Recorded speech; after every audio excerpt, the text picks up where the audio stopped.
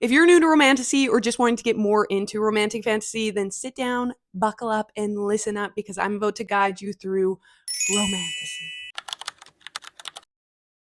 First up, you're going to want to start with ACOTAR. Of course, Sarah J. Maas is the queen of Romantasy, and you've probably heard of this one already, but this is the book that gets a lot of people back into reading and into reading Romantasy specifically. This book brought me back into reading after I took a hiatus for many, many years. You know, I used to be a young reader with, the Mortal Instrument series, but then your girl went to university and she took a lot of time off reading. ACOTAR brought me back into reading, and I think it'll do that for you. This is just Romantasy done right. The first 3 books are going to follow Feyre and her story, and it has one of my favorite love stories and favorite MMCs with the slow burn ladies. And then you're going to get the Christmas novella.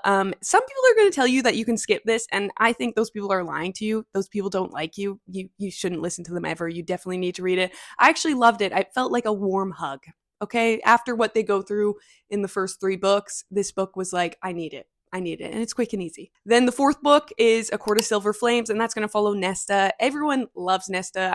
I have heard there's a few Nesta haters out there, but we're not here for that, okay? I love Nesta and I love Feyre, okay? There's no battle between sisters here. Now, immediately after ACOTAR, you're going to want to jump into Throne of Glass, but ACOTAR is going to leave you feeling like that empty ache of like, how can anything ever compare?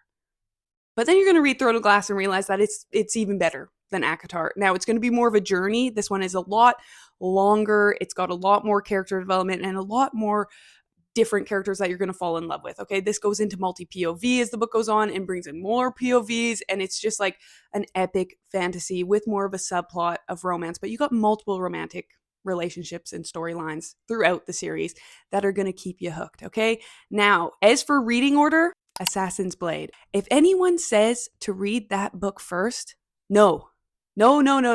Just run away from that opinion. You do not want to read the prequel first. I think it gives away way too much about Celaena Sardothien, and you're not meant to know her backstory going into Throne of Glass. I think that you could read it third, you could read it fourth. I'd even prefer you to read it last instead of first, but third or fourth is definitely where you're going to want to fit it in, depending on preference. Either or works for me, but just do not.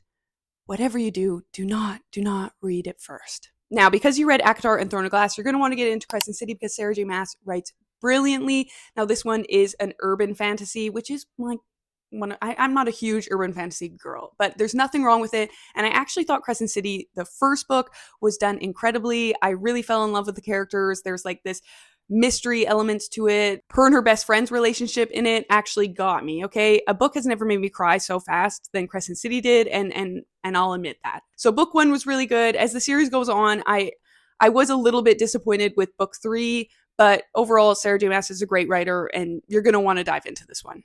Then, of course, you're going to want to read Fourth Wing. I am a Fourth Wing fan, okay? I absolutely loved it. When I read the first book, I just ran it back and read it again, okay? I couldn't think of a book I wanted to follow this one up with, so I just read that shit again. This one has dragons and a love story that has like that enemies to lovers situation with like a really broody MMC. Xaden is your guy. But as you go on through the series, the shit that man says is going to make you swoon. Because it makes me swoon. I'm kicking my feet throughout the series anytime Xaden Ryerson speaks, okay?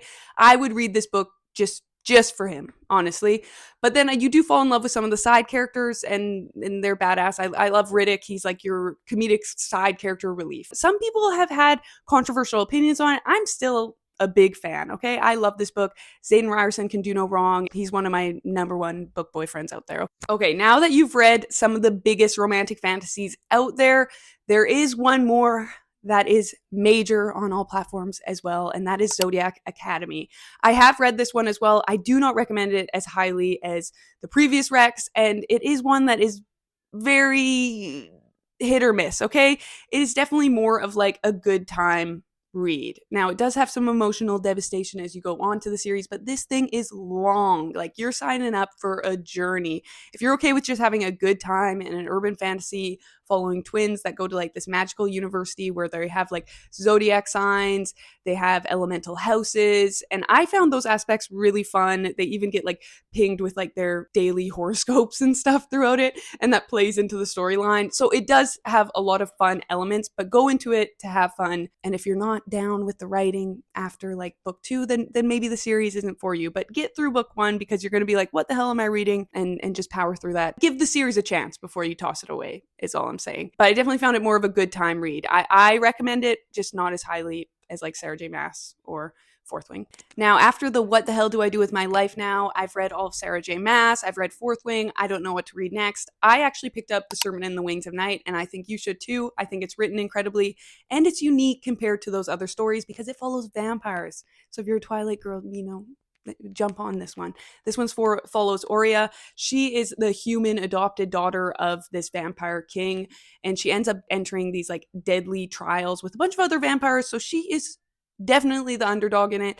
But what better way to survive these trials than to team up with a sexy vampire? So then you got a slow burn romance in there at the same time. And this has this like dark atmosphere vibe to it. And it's interconnected duologies. So it's quicker and easier. And I really enjoyed this one. And I thought the writing was done well. Next up, I highly, highly encourage you to read the Ashen series by Demi Winters. This book gets better and better as it continues. And I absolutely love it. It's super unique because it's Vikings and magic. Okay, this one follows Scylla, who's on the run from like the murderous queen, and she ends up teaming up with the Blood Axe crew to try and escape. The Blood Axe crew, hot mercenaries on the road. Does that not sound like something you want to read about? I think it does. I absolutely love Scylla. She is not your stabby FMC. She's kind of goofy at times, and I really loved reading from her perspective. I thought this book was written so well. The author put so much thought into it, and I just think this is Romantasy done right. So pick this one up already. Don't let the Vikings elements intimidate you. I know they're not Fae ladies, but this book is god tier. Now, another book I picked up shortly after Sarah J. Maas was Throne of the Fallen, and this is part of an interconnected series of standalones, okay? This one follows the Prince of Envy, and it is delicious, you guys. The Prince of Envy has a filthy, filthy mouth. This is one of those books that if you like the romance in romantic fantasy, you're going to want to read this one. It is spicy, and somehow this standalone makes like a slow burn while also being incredibly spicy. They did a great job of building the tension, building the heat, and then it got spicy. I love Throne of the Fallen because it follows the Prince of Envy, which is one of the 7 deadly sins, and I thought that was a very unique element to this, and they actually go into the circles of hell. Very unique, and yes. Just yes. Next, you're going to want to pick up a Forbidden Alchemy. This one I just read last year, but I jumped that to like so high on my Romantasy list. A Forbidden Alchemy is incredibly unique. It's got class wars with the magical society and then like the lower working class. And the whole system is rigged. And you learn that when they are kids. They basically have to go through this thing where they try this magical potion. It tells you if you have magic inside you. Little do they know the whole thing is rigged. Okay, so then we fast forward into time. We're still following Nina and Patrick, and this one has like a Peaky Blinders vibe to it. Okay, if you love Thomas Shelby, you're going to be obsessed with Patrick, and I just thought this was incredibly unique and should be high, high, high on your Romantasy TBR. Now, if you're looking for witches for my bitches, okay, then you're going to want to read The Witch Collector. This one follows Raina, who is a witch, and she has some serious beef with the Witch Collector. And when he comes to her town, she's like, I want him dead. He took my sister many years ago. I want him dead. So what better way to start off a romance than with some serious hatred? This is a true enemies to lovers situation with forced proximity, and Raina also speaks sign language, and I absolutely love that aspect to this book. Next up, Daughter of No Worlds. Now, this one is going to scratch your Throne of Glass itch. This is more of an epic fantasy with a subplot of romance, but with a true grumpy sunshine trope, ladies. The romance in this one is so good. It's one of my favorites. The tension, the slow burn is done incredibly. This one follows Tisana, who was a former slave who escapes and then now is apprenticing under Max to learn and harness magic and she wants to save her friends. And the storyline is just incredible. There's a lot of epic battles and fight scenes, and it's just definitely for the Throne of Glass lovers. Next one you're going to want to try out is The Cruel Prince. I absolutely love this one, but it is YA, ladies. So this is one of those ones that if you really love writing, if you really love Throne of Glass, then you're definitely going to want to pick this one up because I think it's written beautifully, and the romance between Jude and Cardan is incredible. It's a lot of fun. There's an enemies to lovers situation, and Cardan's letters to Jude, you're going to get to read them and you're going to love it. Now, this one follows Jude, and she's living in the like Fae realm, and this is like true Fae, okay? They're all up to no good. They've got little elements to them, like Cardan has a tail. They are very mischievous, and you go to their parties, you're not supposed to drink the Fae wine, you'll dance until you die, things like that. And I love the magical elements to the story. I just think it was like true Fae folklore, and if you love those elements, pick it up, try it out. I know it's YA, but I think it's worth it. So at this point, you're now more of a seasoned Romantasy reader, and I think it is time for you to get into Gothic Romantasy. Don't let that title intimidate you, ladies. This is some of the best Romantasy out there, and you would be doing yourself a disservice if you missed out on these Gothic vibes. Okay. Now, to get into it, you're going to want to start with the queen of Gothic romance, Rachel Gillig, but you're going to want to start with her Shepherd King duology, and you're going to absolutely love it, especially if you did love Throne of Glass, The Cruel Prince, things like that. I think this will be for you, but now we've got the Gothic vibes. One Dark Window is one of the perfect Gothic romantic fantasies. It's lower on the spice scale, but there is still a romance, ladies. But the plot in this, you guys, is incredibly unique. We've got magic card systems, okay? So when you get these cards and you have them in your possession, you can use them, but they always like take something from you in return. Now, we're following an FMC who can't actually use the cards. She absorbs them.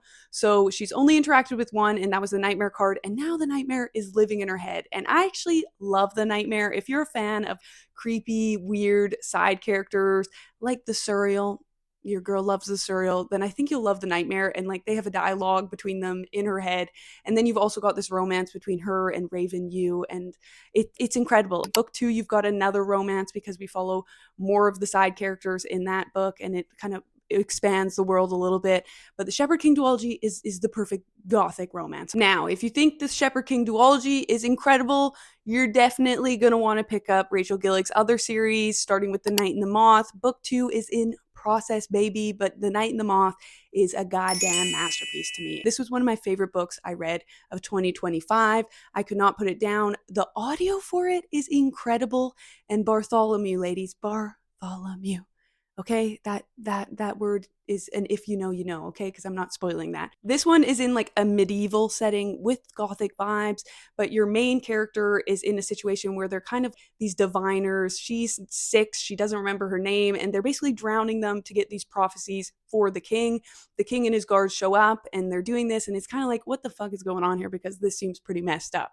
Then the diviners start going missing, and she's like, I need to find my other diviners. So 6 goes off with the guard, who is a sexy man, and goes to go find her diviners, who are basically like her sisters. And the gargoyle goes along, and the gargoyle is going to make you laugh, and he's going to make you cry. So what more could you ask for? Now we're going to get a touch darker with a dark Gothic romantasy, which is Anathema by Carrie Lake. All of Carrie Lake's work is kind of darker, okay? But this one is incredible. It follows Maveth, who's in this human land, and it is not a good situation there. But basically they shun witches, and they kick you out to like this forbidden forest where they want you to go to die. So they send Mavis there, and she goes off, and then she ends up going to this other kind of realm and meets Zavander. And Zavander is a tortured soul who deserves the world. You're going to fall in love with him. And this one also has a slow burn that is hot, okay? This one is heated. Book 1 is gonna take you through it, and at the end you're gonna be frustrated. If you're more into the spicy, hot romantic fantasy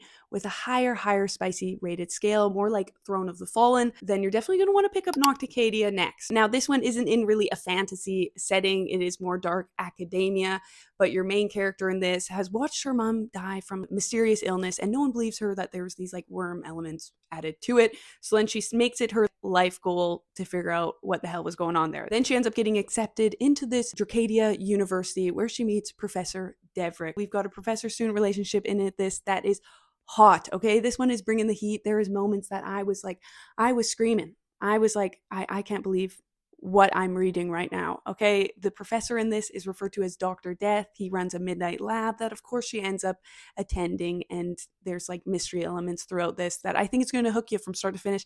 And it's a standalone, ladies, which we love.